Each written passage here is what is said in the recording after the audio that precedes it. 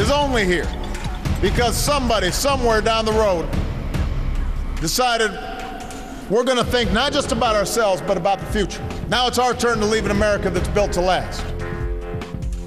We're back. Republicans may be battling it out for the nomination, but one person seemingly with the wind at his back is President Obama. Here he is in an interview last night with Diane Sawyer of ABC. 9 months, 11 days till Election Day. Are you going to win? Yes. How much do you want it? Badly, because I think the country needs it. Well, he's looking and feeling confident there, just as he was in the State of the Union address earlier this week, and speeches now across the country since then. Can he keep his mo going through November? That's a hot question. Patrick Gaspard served as the White House political director. Now he's with the DNC as executive director. And Ron Reagan is a political commentator and author of My Father at 11. I want to start with Patrick. We haven't had you on for a while. Patrick, tell me about the president. And when you begin what we call in long distance running, the kick. Has he begun his kick? The part where you really try to put it on? Well, Chris, we have a ways to go, but it's definitely been a good week for our president. While Newt Gingrich has been off orbiting the moon and Mitt Romney's content with just orbiting the truth, Barack Obama's been having an honest conversation with the American people about the kind of economy that we have to build, an economy built on American manufacturing, clean energy, enhancing the skills of all of our workers, and also reinstituting this basic sense of the American value that if you work hard, play by the rules, you're going to get rewarded in this society and have economic security for a time to come. So it's been a good week.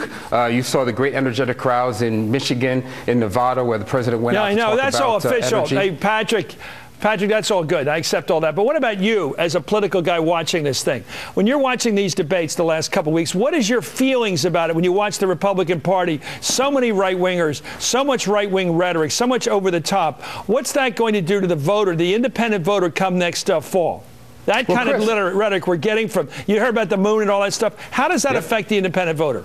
Well, Chris, I think that you ran some of the poll numbers earlier in this very show. We see that independents and moderates are fleeing from Mitt Romney as he's contorted himself to appeal to the extreme right wing of the Tea Party. And we know, of course, that with Newt Gingrich's talent for provocation, that's turning off a lot of folks as well. And it's clear that there's a divisiveness there that's unappealing to most American voters. And I think that when the lights come on and one of them emerges as the nominee, they're going to have a very, very difficult time tacking away from all the promises and the commitments that they made to folks who want to drag us back to all the policies that created the crisis we found ourselves in 2008.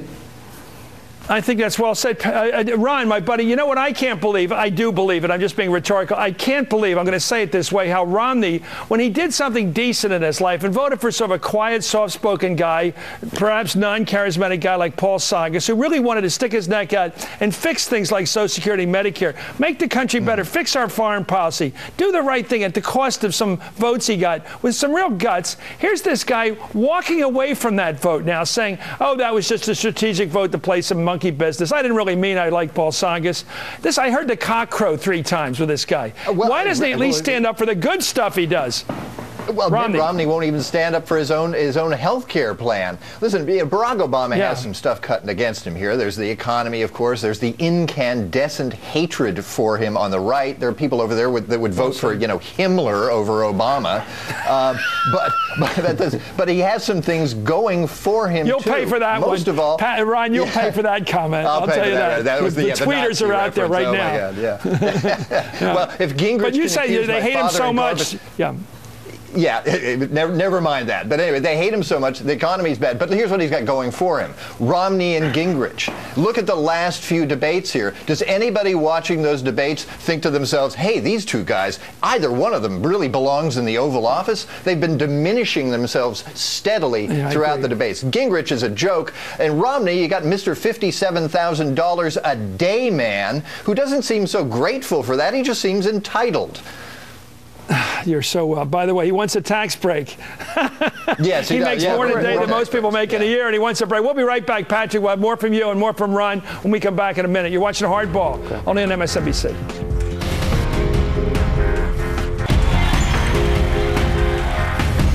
Whoever wins the Republican primary is going to be a standard bearer for a vision of the country that I don't think reflects who we are. I think the American people are going to make a judgment about who's trying to bring the country together and who's dividing it.